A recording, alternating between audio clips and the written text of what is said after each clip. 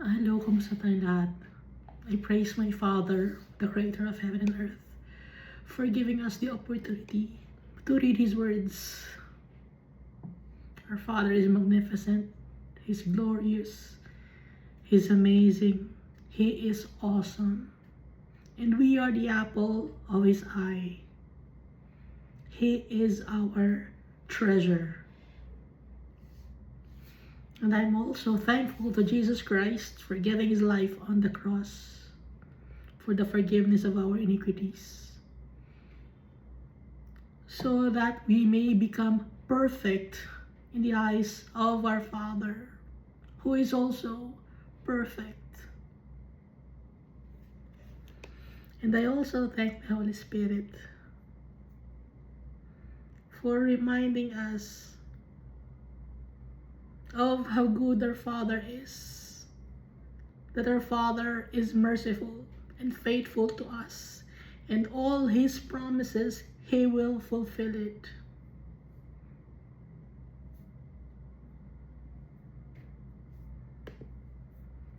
So last time, Iska, we read Numbers chapter 1 and Numbers chapter 2, no? Iska, Numbers chapter 1 and Numbers chapter 2. Yung Numbers chapter 1, kaya naging name niya ay Numbers dahil ito ay nagumpisa sa census, binibilang ang mga children of Israel. Si Almighty Father, alam na niya kung ilan ang makakabalik sa Kanya. A third of the total population of the world since the world began. Hindi 1/2, hindi 1/4, 1/3. Nakalagay sa Bible. Kapalit yon ng mga fallen angels. Yung mga fallen angels, 1/3 sumama kay Lucifer. So, yung 1/3 na makakabalik kay Almighty Father, yun ang kapalit. Kaya nga, meron tayong trials and tribulations dito sa mundo. Para malaman yung Almighty Father, ang mga tao na faithful sa Kanya at obedient sa Kanya. So dito sa Numbers, binabanggit yung 12 tribes of Israel, excluding the Levites. Kasi yung Levites, sila ay ang, sa kanilang lineage, manggagaling ang high priest at saka ang mga priests. So, instead of the Levites, ang ipinalit ay si Ephraim. Si Ephraim ay pinalit dahil yon ang blines ni Jacob. Although si Ephraim ay hindi firstborn son, ang firstborn ay si Manasseh. Si Ephraim ang ginawa kapalit ng kapalit ng tribe of Levites. And then, yung kapatid niya ni si Manasseh, yun naman ang para kay Joseph. Kaya nawala yung name ni Joseph sa 12 tribes. Dahil nga, dalawang anak niya ang nakalagay doon at wala yung tribe of Levites. So, bawat isang tribe merong leader. Ito ay mga apo ng apo na ni Reuben, ni Simeon, ni Judah, ni Issachar, Zebulun, Ephraim, Manasseh, Benjamin, Asher, Gad, Naphtali. No? Hindi na to yung anak ni Gad, anak ni Naphtali, kundi apo na ng apo dahil marami ng years ang dumaan. So itong mga napili na mga leaders ni Almighty Father for each tribe, matatanda na rin ito.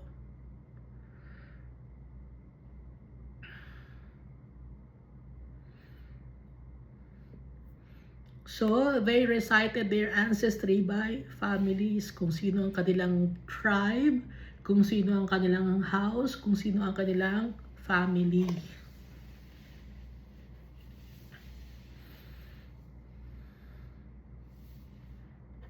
So, yung census, 20 years old and above ang binibilang. Mga lalaki. Dahil sila ay pwedeng makipaglaban sa war. So, hinahanda na ni Almighty Father ang mga anak niya para sa war. So, dati tayo ay nasa Egypt. Lugmok sa kasalanan, bondage of sin and shame, slave to sin.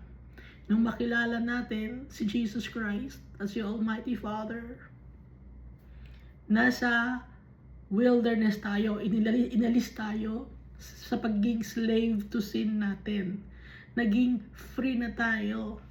So ngayon nandito tayo sa wilderness, no? I-compare natin. And dito, no, sa mga tribes, may war silang haharapin. Tayo, araw-araw may war tayong hinaharap, trials and tribulations. Hindi ba pakikipag-away sa kapwa-tao? Sometimes sarili natin kaaway natin. Yung mga gusto natin sa buhay, yung mga struggles natin, yun ang ating war na kinakaharap. Na dapat mapaglabanan natin yon with the strength of Jesus Christ, our high priest in the order of Melchizedek. Sila ang high priest dito sa Old Covenant, si Aaron, tsaka yung kanyang mga anak. No? So nakikita natin ng comparison, parehong dumadaan sa war, parehong may high priest. Ginawa ni Almighty Father to para maintindihan natin yung pagdating ni Jesus Christ sa New Covenant. Kung nakikita ninyo yung pattern.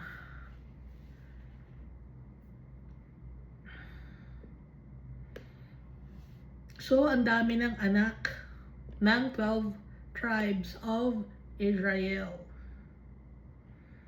Bawat isa sa kanila merong kanya-kanyang mga trabaho. Yung Levites may kanya-kanya silang trabaho, no? Yung Levites ang magtatayo ng tabernacle, sila yung magdi-dismantle ng tabernacle. And then yung mga children of Israel, they surround the Levites. Ngayon, sa mga Levites naman na yon, meron din silang kanya-kanyang place. And then, sa middle ay yung tabernacle. Yung tabernacle, yun, nandun yung spirit ni Almighty Father. Ibig sabihin, siya ang nasa gitna. Si Almighty Father.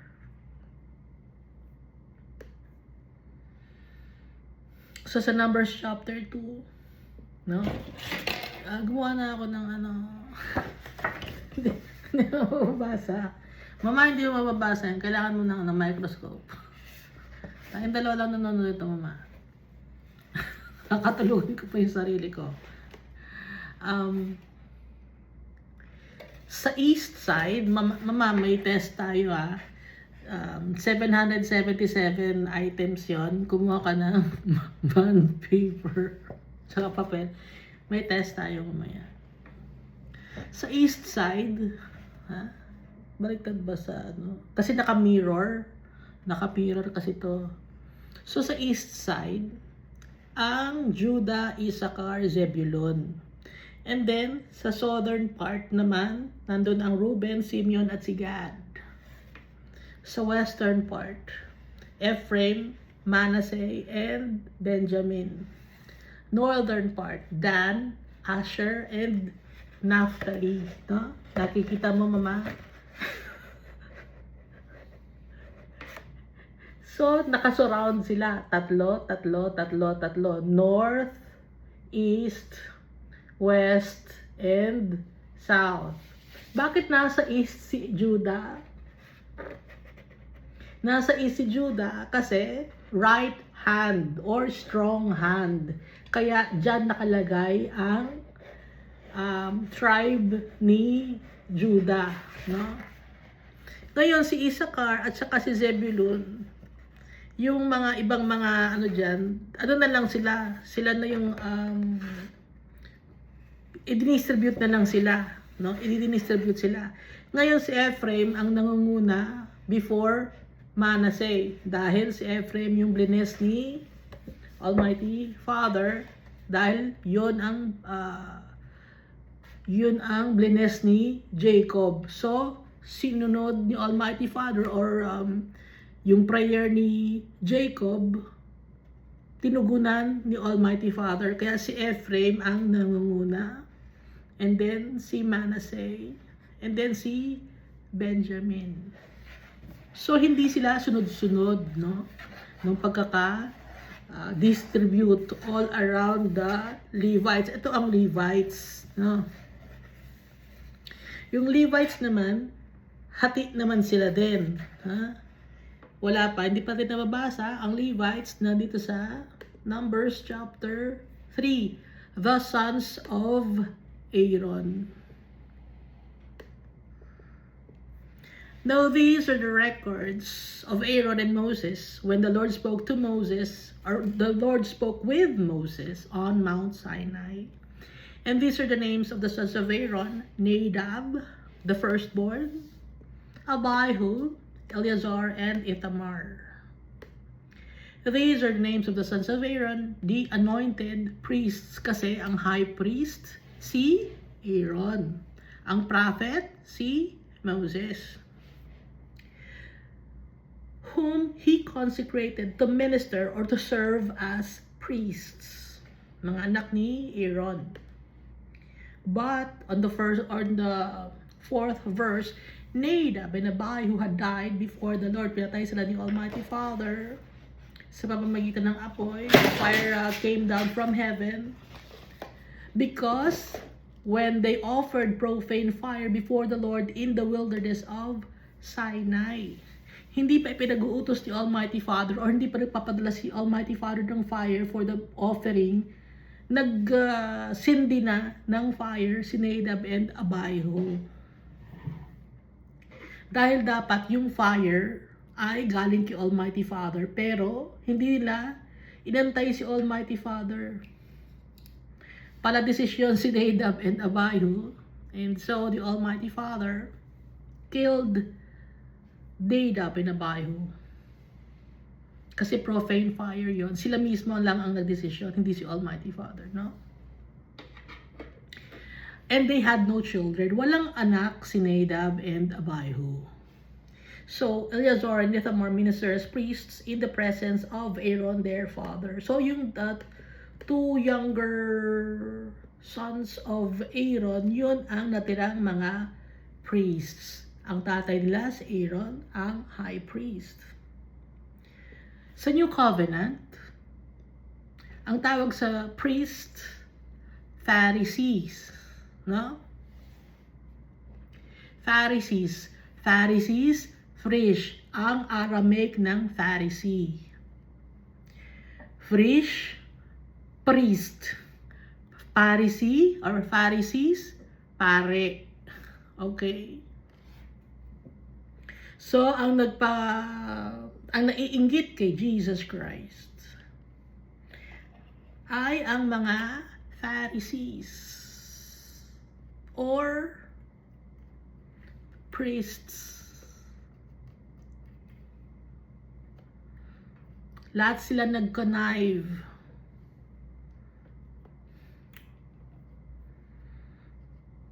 para ma-crucify si Jesus Christ.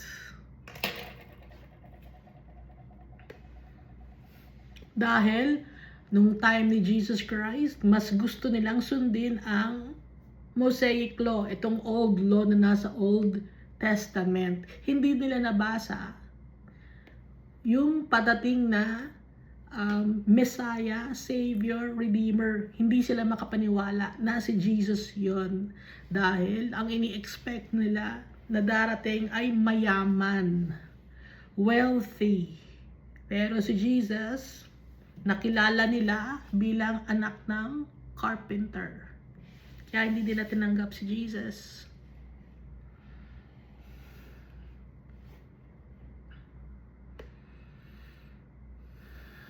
Although maraming mga miracles, Jesus Christ, never siyang nagkasala, hindi nila matanggap. Naiinggit sila kay Jesus. Dahil Jesus ay famous, maraming miracles, dinunadumog siya ng mga tao. So balik tayo dito, no? Liska. So Eleazar and Ithamar, ministers, priests, in the presence of Aaron, their father. And the Lord spoke to Moses, saying, bring the tribe of Levi near and present them before Aaron the priest. Yung tribe ng Levi. Ipapresent kay Aaron that they may serve him. So, ang magsaserve kay Aaron ay ang mga Levites. Ang magsaserve sa mga priests or sa high priest ay mga Levites.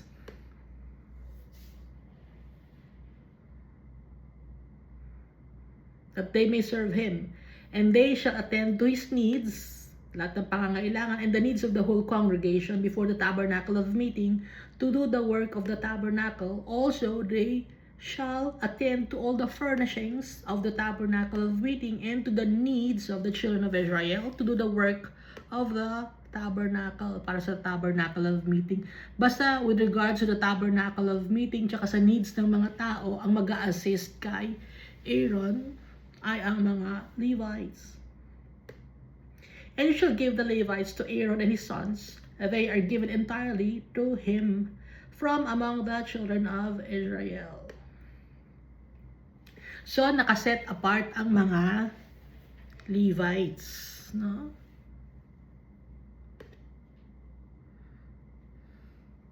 So you shall appoint Aaron and his sons, and they shall attend to their priesthood, but the outsider who comes near shall be put to death. Sino ba yung mga outsider na to? Yung mga outsider, hindi sila tribe ng Levites. Sila ay tribe ng Judah, tribe ng Issachar, tribe ng Dan, tribe ng Naphtali. Hindi sila pwedeng lumapit. Ang pwede lang lumapit sa or mag-attend or mag-minister kay Aaron, pati sa tabernacle of meeting, ay ang mga Levites lang.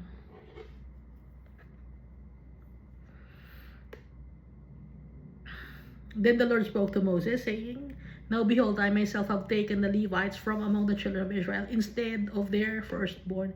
Instead na sa mga panganay na anak ang kinuha ni Almighty Father, pinili niya ang mga Levites. They've been set apart, no? Ang mga Levites.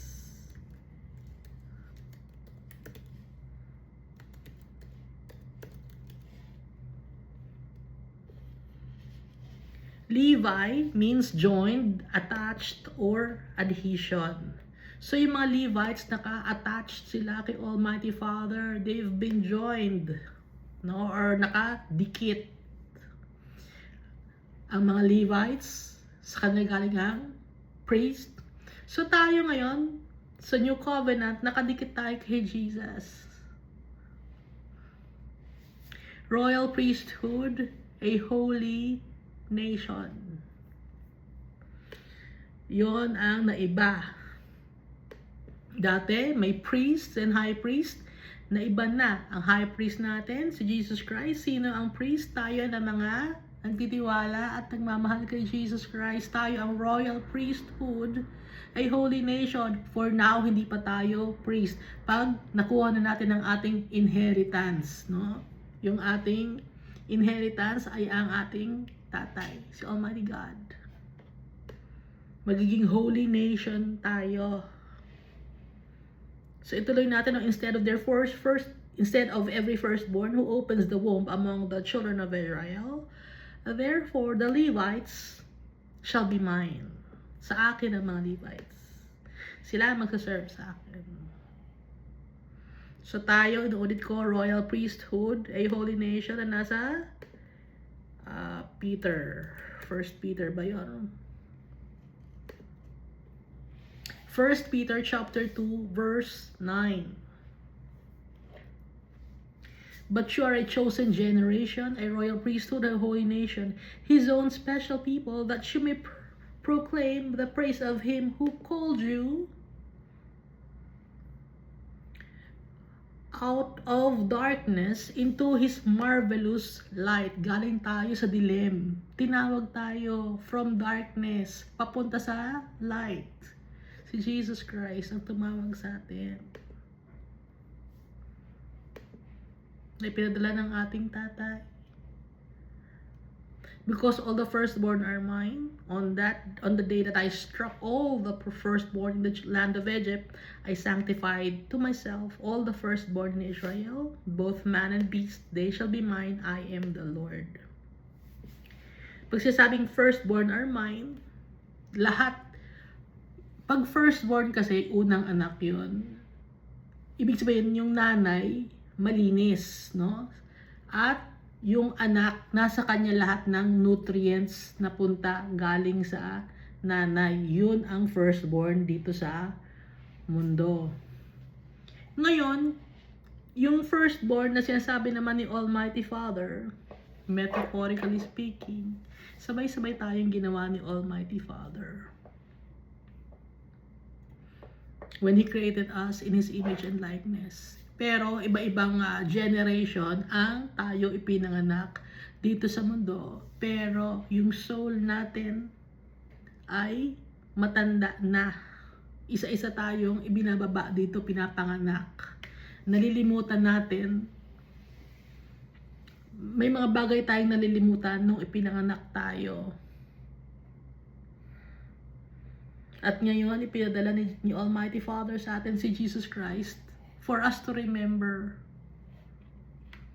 where we came from. That's why we have the Bible, the manual of our lives that our Father has given to us para maalala natin dahil nakalimutan natin.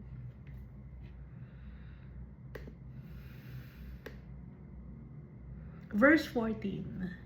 Then the Lord spoke to Moses in the wilderness of Sinai, saying, Number the children of Levi by their fathers' houses, by their families. You shall number every male from a month old and above. Puro lalaki, 1 month and above bibilangin. Ang mga Levites. So Moses numbered them according to the word of the Lord, as he was commanded. These were the sons of Levi by their names. Ito yung anak ni Levi.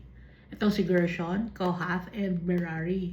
Pero nung time na to, wala na si Gershon, Kohath, and Merari dahil si Levi, dahil nga dumaan na yung 400 years nung nasa Egypt sila, or 420 years, no? Ilan nga ba yung years na naka-stay sila sa Egypt?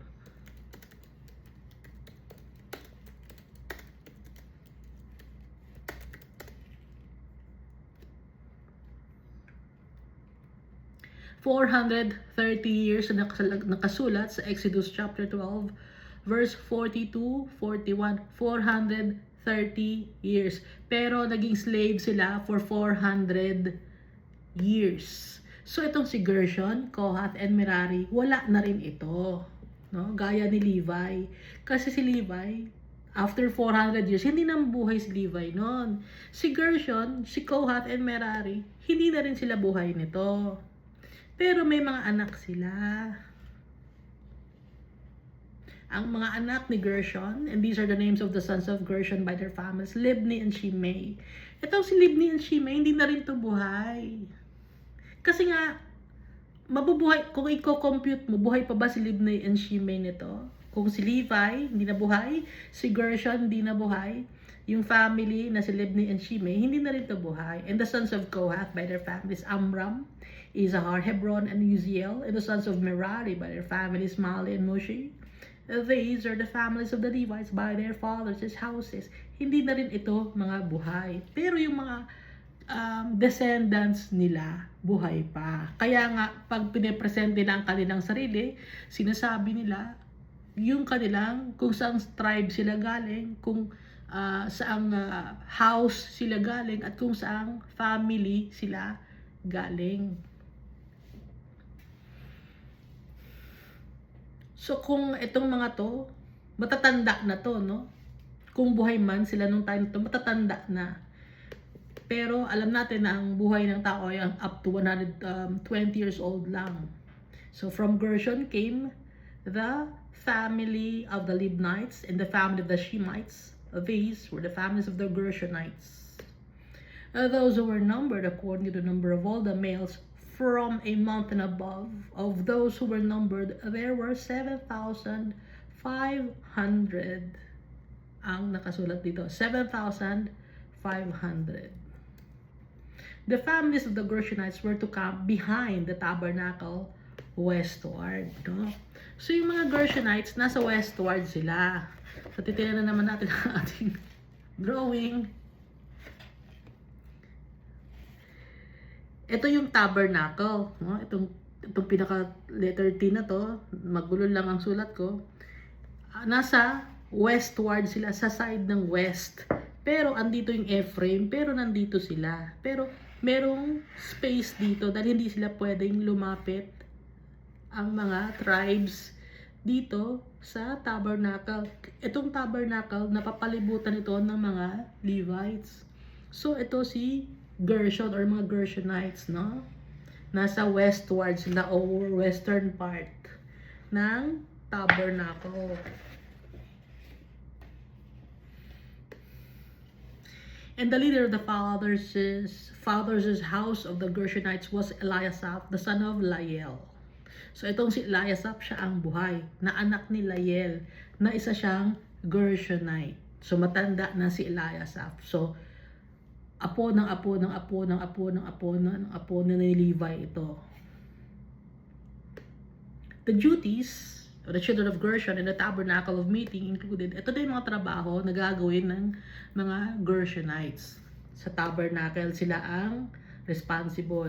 The tent with its covering, the screen for the door of the tabernacle of meeting, sila ang mag-aayos nito. The screen for the door of the court, the hangings of the court which are around the tabernacle and the altar, and their cords according to all the work relating to them, tungkol sa tabernacle. At saka sa tent, ang duties ng mga Gershonites. From Kohath came the family of the Amramites, the family of the Izrahites, the family of Hebronites, and the family of the Uzzielites. These were the families of the Kohathites. So wala na si Kohath. Yung mga apo ng apo ng apo ng apo ng apo ni Kohath silang. According to the number of all the males from a month and old and above, these were 8,600, keeping charge of the sanctuary. Sa sanctuary naman sila, iba yung tabernacle, iba yung sanctuary. Yung tabernacle, tsaka yung tent, sila ang mag-aayos nun ay ang mga Gershonites. Ang mag-aayos naman ng sanctuary ay ang mga Kohathites. The families of the children of Kohath were to camp on the south side of the tabernacle. So, balik ko tayo sa ating chart. Dito, mama, makinig ka, magte-test tayo, may test tayo mamaya. Dito yung Kohathites, dito yung Gershonites, dito yung Kohathites, kasi nga, southern part, no? South side of the tabernacle. Ito yung tabernacle, yung pinaka-gitna, no? May letter T dyan, magulo lang. Ito yung Kohathites, ha? Diyan sila nakapwesto, yung camp nila. Yung camp ng Gershon, dito sila nakapwesto. No? And the leader of the father's house of the families of the Kohathites was Elizaphan, the son of Uzziel. Their duty included the ark, kasi sa sanctuary, no? The ark, the table, the lampstand, the altars. Sa loob sila ng tabernacle. The utensils of the sanctuary with which they ministered, the screen, and all the work relating to them. So yung ark of the testimony, sila yung responsible doon. And Eleazar, the son of Aaron the priest, was to be chief over the leaders of the Levites with oversight of those who kept charge of the sanctuary. So, dahil dalawa ang anak ni Aaron, ang naka-assign sa mga Kohatites, dahil para naka-assign sa sanctuary ay si Eleazar. Gumawa tayo ng chart para mabilis maintindihan. Walang nakakaintindi naman ng chart na ginawa ko. Ako lang naman nanonood nito. From Merari came the family of the Mahalites, the family of the Mushites. These were the families of Merari. At saka, idadagdag ko lang, kaya sila nasa southern part or southward part pa tawag dito, yung mga Kohatites. Sila yung sa sanctuary, no? Dito sa naka-assign. Yung mga Gershonites, yung sa tabernacle, dito sila sa west side. From Merari came the family of the Mahalites and the family of the Mushites. These were the families of Merari. And those who were numbered according to the number of all the males from a month and above were 6,200. The leader of the fathers' house of the families of Merari was Zuriel, the son of Abihail. These were to camp on the north side of the tabernacle. Si Merari came from the family of the Mahalites. Sila ay nakapwesto naman sa north side. So, ang north side, dito ang north side. Si Merari sa north side. Si Gershon sa west side. Sa south side naman ay si Kohath. No? So, sila yung tatlong anak ni Levi. No? Tatlong anak sila ni Levi. Ngayon, sino naman ang nandito sa east side? Ang east side, yun ang right side, which means right hand or strong hand. And bago natin sagutin yun, bago natin sagutin yun, basahin muna natin ang verse 36. And the appointed duty of the children of Merari included the boards of the tabernacle, its bars, its pillars, its sockets, with its utensils, and all the work relating to them. Yung mga pillars, yung mga bars, no? Yun, doon sila naka-assign sa tabernacle. Yung isa, naka-assign sa tent, no? Tsaka sa ano nga ba itong si Kohath? Saan bang naka-assign si Kohath?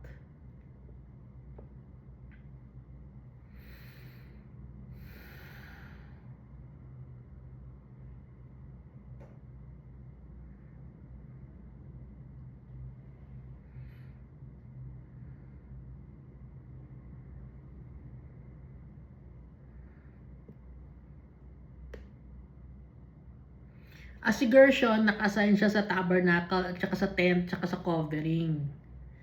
Yung outside structure, no, ng tabernacle. Pati sa altar, sa mga cords, yun ang kanilang trabaho. Ngayon, ito namang mga Kohatites. Ang kanilang trabaho naman yung Ark of the Testimony, yung table, yung lampstand, yung mga kagamitan sa loob. And then, ang trabaho naman ng mga ni Merari,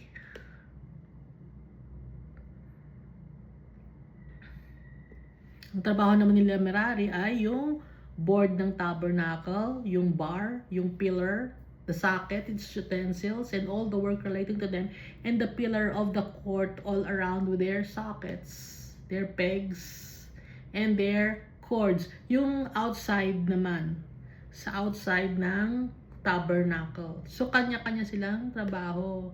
Gusto ni Almighty Father in order, hindi nagkakagulo. Moreover, those who were to camp before the tabernacle on the east, no?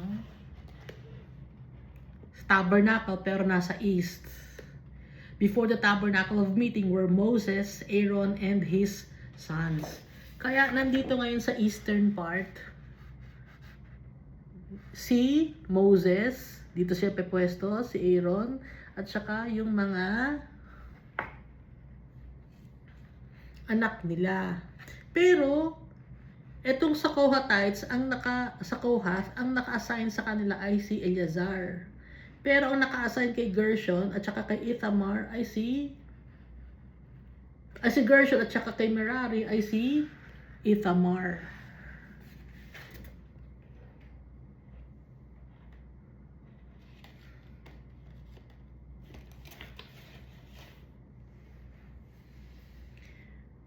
Moses and his sons keeping charge of the sanctuary to meet the needs of the children of Israel, but the outsider who came near was to be put to death.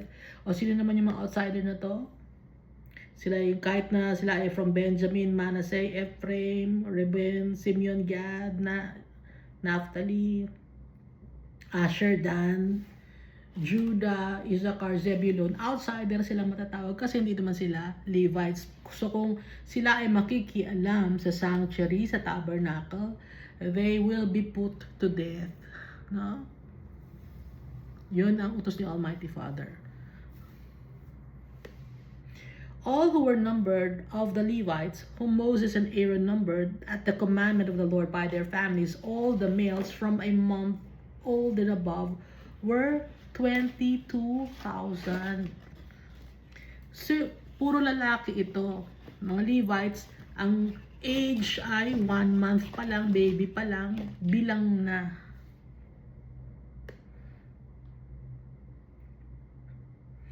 Then the Lord said to Moses, number all the firstborn males of the children of Israel from a month old and above, and take the number of their names. And you shall take the Levites, for me, I am the Lord. Instead of all the firstborn among the children of Israel, and the livestock of the Levites, instead of all the firstborn among the livestock of the children of Israel. So nakadedicate kay Almighty Father ang mga Levites. Dahil sa kanila manggagaling ang priest and high priest.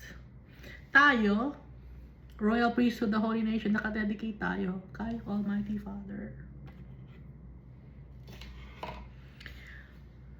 Verse 42. So Moses numbered all the firstborn among the children of Israel, as the Lord commanded him, and all the firstborn males, according to the number of names, from a month old and above, of those who were numbered of them, were 22,273. Ang dami na nila. And then the Lord spoke to Moses, saying, take the Levites instead of all the firstborn among the children of Israel, and the livestock of the Levites instead of their livestock. The Levites shall be mine. I am the Lord. And for the redemption of the 273 of the firstborn of the children of Israel, who are more than the number of the Levites. You shall take, para ma-redeem, no? Yung 273 ng firstborn ng children of Israel. 273.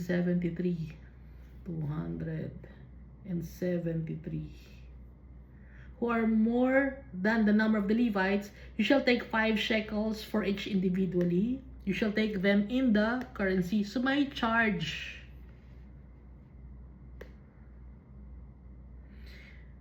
Of the shekel of the sanctuary, the shekel of 20 geras. Kaya merong pera ang mga Levites. Dahil ka kay Almighty Father, ito ang ipinag-uutos niya. Ito ay up to the time nung pinatay si Jesus Christ, na punit ang curtain into 2. So, nag-iba na ang covenant when Jesus Christ died on the cross. So, nawala na yung ganito na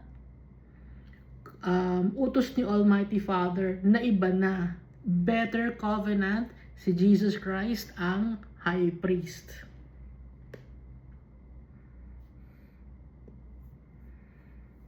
So that you shall give the money with which the excess number of them is redeemed to Aaron and his sons. So may perang ibinibigay para kay Aaron and his sons dahil alam ni Almighty Father na kailangan din ng pera ni Aaron at saka ng kanyang mga anak, no? Anak ni Aaron.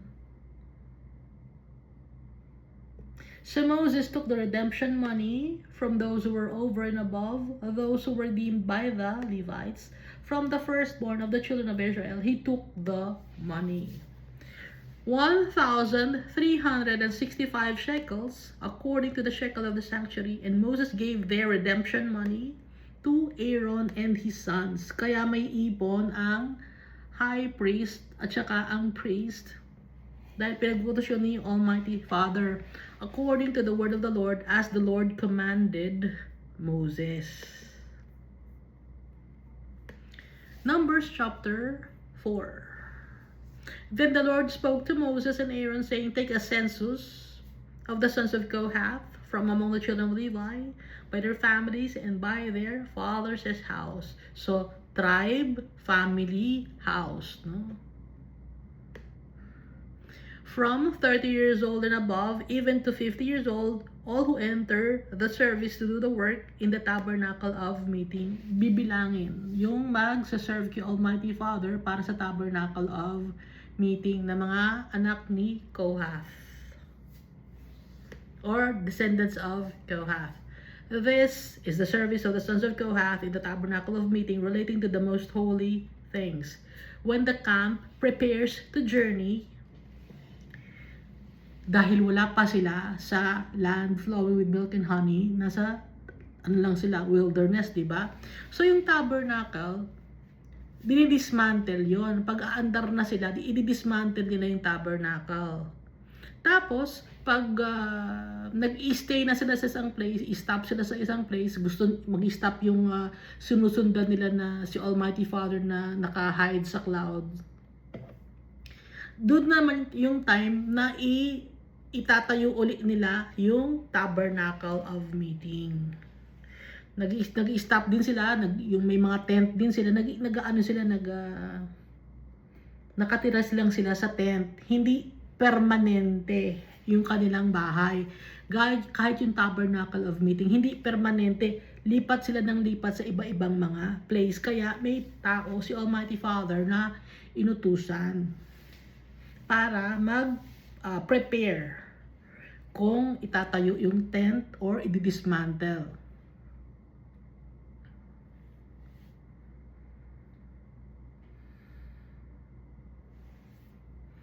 So tayo, sojourners tayo dito sa mundo na to. Hindi tayo permanente. Gaya ng mga Israelites or ng mga 12 tribes, hindi sila permanente sa wilderness. Tayo dito sa mundo, hindi tayo permanente sa mundo na to. So sometimes, di ba, palipat-lipat tayo ng bahay, palipat-lipat tayo ng lugar, iba-ibang trabaho, or iba-iba ang mga taong namimit natin, no? So ikino-compare natin yung time ni Moses, kasama ang mga Israelites sa time ngayon, na palipat-lipat tayo, pa iba-iba ang mga taong nakakasalamuhan natin, dahil yun ay isa sa mga dapat nating ma-experience. Trials and tribulations, no? So dito, when the camp, matrabaho to. Imagine, i-dismantle mo na naman yung tabernacle of meeting, yung tent. Matrabaho to. Tapos, pag-usad after 2 kilometers or 3 kilometers, or kung saan yung Almighty Father gusto uminto, itatayo na naman nila yung tent. Kaya may taong mga naka-assign.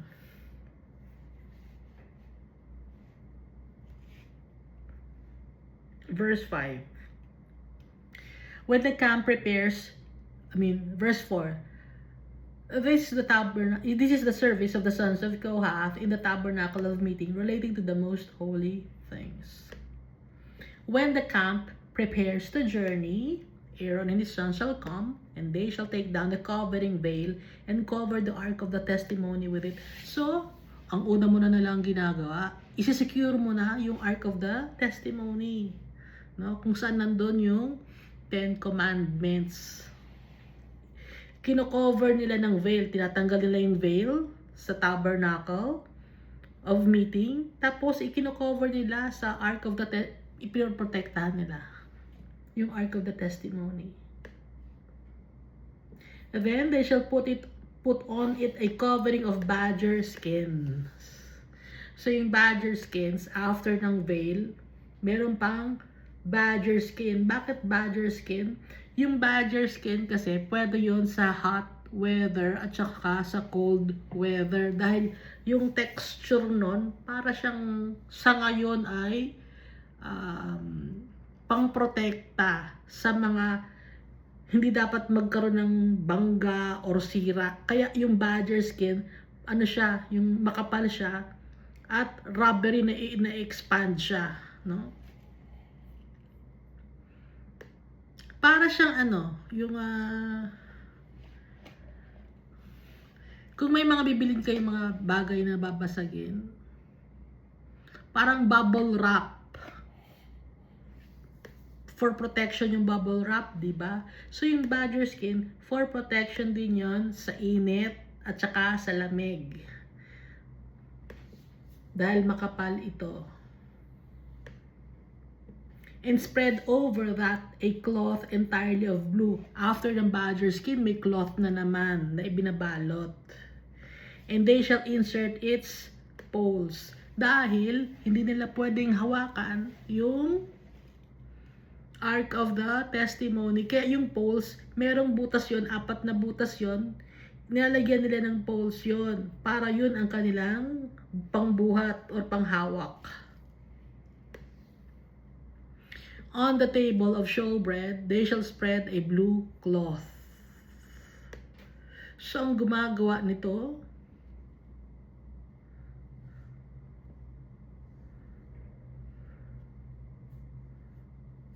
ay yung sons of Kohath, no? Relating to the most holy things. So, si Kohath nasa southern part siya ng mag-encamp siya sa southern part.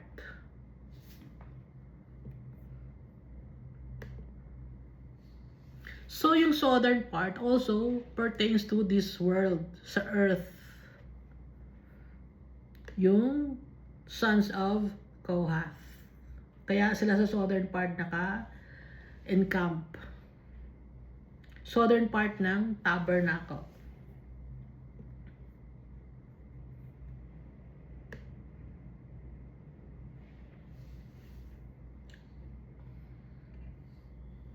Verse 7.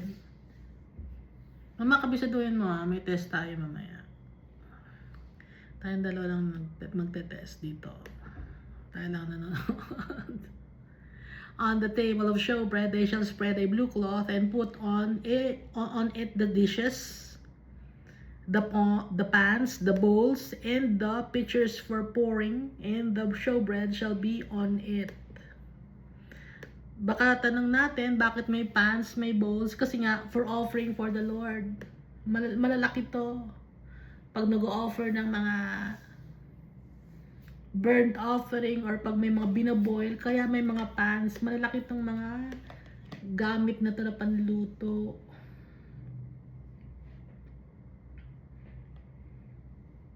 They shall spread over them a scarlet cloth and cover the same with a covering of badger skin pa rin, no? Parang bubble wrap. And they shall insert its poles.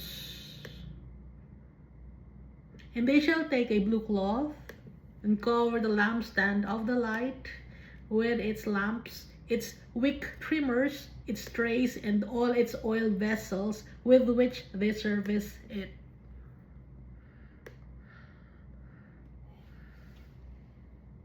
Bakit blue cloth? Kasi yung blue, yun ang pinaka hottest flame.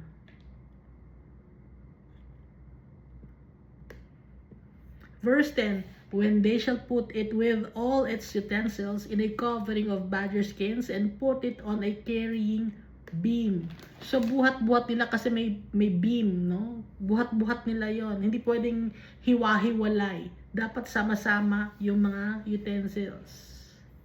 Maayos ang pagkakabalot. Over the golden altar, they shall spread a blue cloth and cover it with a covering of badger skins pa rin, yung golden altar. I-wrap na naman sa parang bubble wrap for protection yung badger skins. And they shall insert its poles. So sa poles nila hinahawakan para mabuhat nila. Dahil mabigat ito. Hindi pwede isang kamay lang or dalawa kamay. Then they shall take all the utensils of service with which they minister in the sanctuary and put them in a blue cloth, cover them with a covering of badger skins, and put them on a carrying beam. Yun na naman, yung utensils of service. Sama-sama kung ano yung mga inutos ni Almighty Father na magkakasama. Also, they shall take away the ashes from the altar and spread a purple cloth over it. Tatanggalin yung mga abo sa altar at i-spread sa purple cloth yung abo. They shall put on it all its implements with which they minister there, the fire pans, the forks, the shovels, the basins. Basin yung pandinis ng mga pang-offering, no? Kaya may basin, may tubig. Kaya may shovel dahil na rin malaki yung kanilang mga animals, no? Na niluluto na pang burnt offering, kaya may shovels. May forks, malalaki ang mga forks na to. Parang sa damo. Parang tinidor na malaki. Yung shovel naman parang kutsara na malaki. The basins and all the utensils of the altar, and they shall spread on it a covering of badger skins and insert its poles. So bago nila ito i-cover or i-ayusin, dapat laging malinis. Mapapagalitan sa yung Almighty Father kung madumi ito, lagi nilang nililinis ito. Verse 15, and when Aaron and his sons have finished covering the sanctuary and all the furnishings of the sanctuary, when the camp is set to go, aandar na sila. Pag naayos na lahat, nabalot na lahat, kung ano mga dapat ibalot, nalagyan na ng beam para buhatin. When the camp is set to go, then the sons of Kohath shall come to carry them. Bubuhatin ito ng mga Kohathites. But they shall not touch any holy thing. Hindi na pwedeng hawakan ang holy thing. Kaya nga merong beam at saka pole, dun lang sila pwede maghawak. Pero kung hahawakan nila mismo yung Ark of the Testimony, yung mga gamit doon, hindi pwede, lest they die. These are the things in the tabernacle of meeting which the sons of Kohath are to carry. Mamamatay sila pag hinawakan nila yun. Kaya madaming balot. No? Hindi na pwede hawakan ng kanilang kamay. Madumi kanilang kamay. Kaya merong mga beams at saka poles. Doon ang panghawak nila. The appointed duty of Eleazar, the son of Aaron, the priest, is, ito naman si Eleazar, anak ni Aaron, no? Si Ithamar at si Eleazar. Si Eleazar, anong kanyang responsibility? The son of Aaron, the priest, is the oil for the light. Yan, nakabisado yung mga oil for the light. Oh, kabisado mo na. The sweet incense, the daily grain offering, the anointing oil, the oversight of all the tabernacle, of all that is in it, with the sanctuary and its furnishings. No? Then the Lord spoke to Moses and Aaron, saying, do not cut off the tribe of the families of the Kohathites from the Levites, but do this in regard to them, that they may live and not die. So protektahan ninyo yung mga Kohathites, sabi ni Almighty Father, para hindi sila mamatay. When they approach the most holy things, Aaron and his son shall go in and appoint each of them to his service and his task. So dapat si Aaron at saka yung kanyang mga anak, para hindi mamatay yung mga Kohathites, si Aaron and his sons mag-a-assign or mag-a-appoint ng tao para hindi mamatay ang mga Kohathites, maprotektahan. Kasi mamamatay talaga sila kung hindi sila appointed. But they shall not go in to watch while the holy things are being covered, lest they die. Pag kino-cover yun ng mga priests, yung mga holy things, yung Ark of the Testimony or Ark of the Tabernacle, yung mga gamit na pang-offer kay Almighty, hindi nila pwede makita ng mga Kohathites, mamamatay sila. Kaya dapat i-cover muna yon ni Aaron and his sons. Yun ang kanilang gagawin, i-cover nila at lalagyan nila ng beam or ng poles, at yung beam at poles dun hahawakan ng mga Kohathites.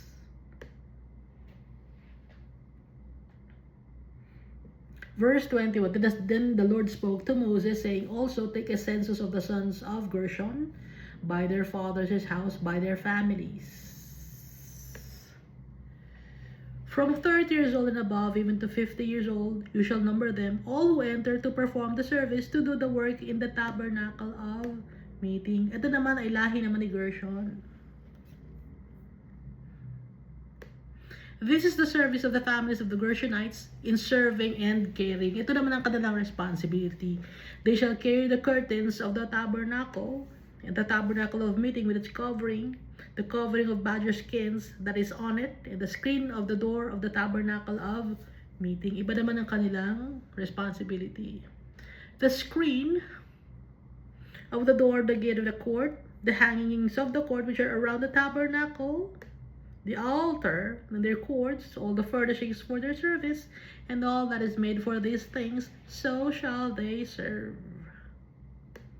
Aaron and his sons shall assign all the service of the sons of the Gershonites, all their tasks, and all their service, and you shall appoint to them all their tasks as their duty. This is the service of the families of the sons of Gershon in the tabernacle of meeting, and their duty shall be under the authority of Ithamar, the son of Aaron the priest. So yung tungkol kay Gershon naman, mga Gershonites, si Ithamar naman ang nag-oversee sa kanila. Yung mga Kohathites ang nag-oversee sa kanila, si Eleazar. No? So dalawa lang kasi ang anak na natira, di ba? Ni Aaron, si Ithamar, tsaka si Eleazar. Pero tatlo naman yung anak ni Levi, the Merari, Gershon, and Kohath. No? So si Ithamar, dalawang sons ni Levi sa kanya naka-assign.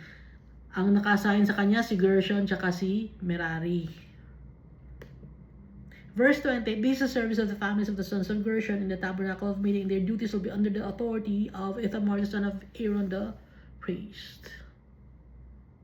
As for the sons of Merari, you shall number them by their families and by their fathers' house. From 30 years old and above, even to 50 years old, you shall number them, everyone to who enters the service to do the work of the tabernacle of meeting. So dapat kilalanin, hindi lang basta-basta o sino ka. Dapat kikilalanin. Ha? Sino ka? Parang may interview. Sino ka? Anong father's house mo? Totoo ba na ikaw ay anak ni ano? Sino bang lineage mo? Parang may interview. Kasi nga, hindi pwede ng outsider. Strict si Almighty Father.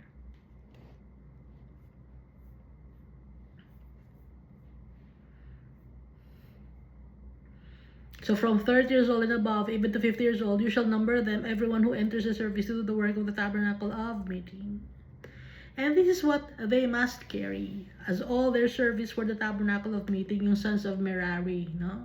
The boards of the tabernacle, its bars, its pillars, its sockets. So sa bandang labas naman ito. The pillars around the court with their sockets, pegs, and cords. Kasi nga yung tent may peg yon para maitayo yung tent, may tali yun, tapos may peg yun para maitayo yun. Nakapag-camping na ba kayo? Nakapag-camping ako. May peg yon. Yung sa lupa, ipinupukpok para hindi matanggal yung tent. With all their furnishings and all their service. So may tali yun, iska. And you shall assign to each man by name the items he must carry. Each man by name the items he must carry. This is the service of the families of the sons of Merari, as all their service for the tabernacle of meeting, under the authority of Ithamar, the son of Aaron, under Ithamar then, the son of Aaron, and the priest. So dalawa ang responsibility ni Ithamar, yung sons of Merari and sons of Gershon. Pero sa Kohathites, naka-assign doon si Eleazar.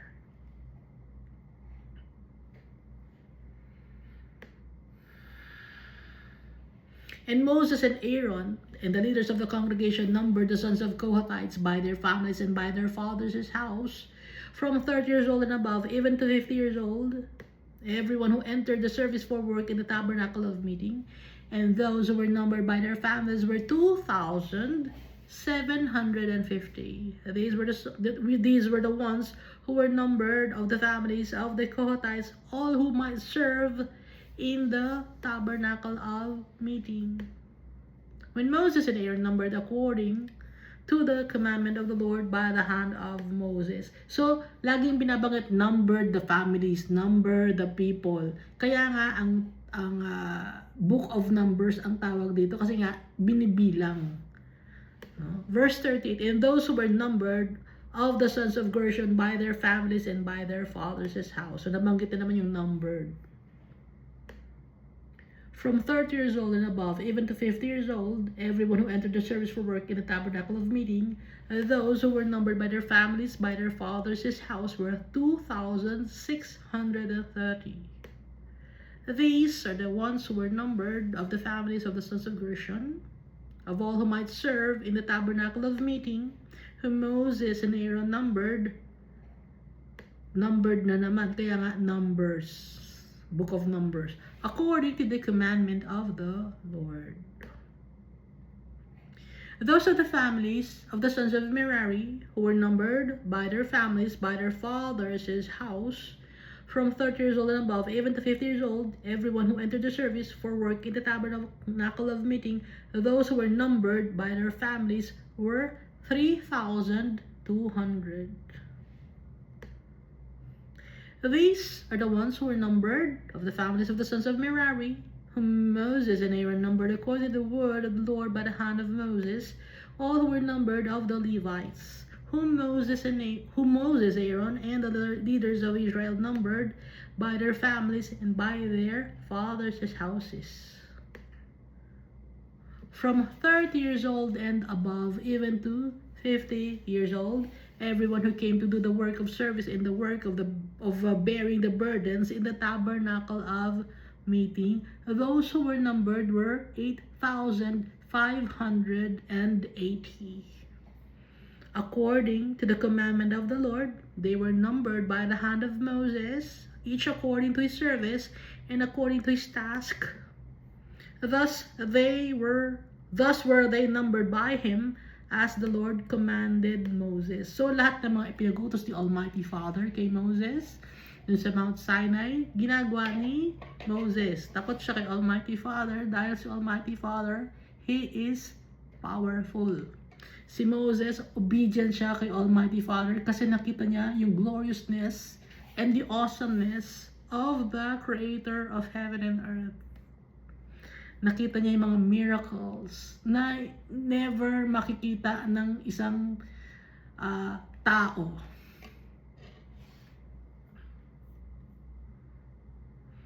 Makikita lang ng isang tao mga miracles na yun kung ipapakita ni Almighty Father tsaka ni Jesus. No? So, nung time ni Jesus, ipinapakita niya yung miracles sa mga tao. Pero yung mga tao, kahit nakita nila yung miracles, hindi sila maniwala. Up to now, si Almighty Father gumagawa pa rin ng miracles. Hinihil pa rin niya ang mga tao. Pinapagaling niya ang mga tao. Yung healing, it's not just physical healing. It's mental healing, spiritual healing. Kasi napaka-limited ang utak ng tao. Pag akala nila pag healing, tungkol sa cancer, tungkol sa diabetes, tungkol sa mga nagnanana na mga sugat, gano'n. Hindi lang yun ang healing. Ang healing na binibigay sa atin ni Almighty Father, most importantly, ay yung spiritual healing. Nahihil tayo sa mga wounds natin. Sa mga disappointments natin, nahihil tayo. Yung mga tao na nakakasakit sa atin, nahihil tayo. Dahil yun kay Jesus Christ. Dahil si Jesus Christ, marami siyang sugat. Yung sugat ni Jesus Christ, hindi lang yun physical. Hindi lang yun physical wounds.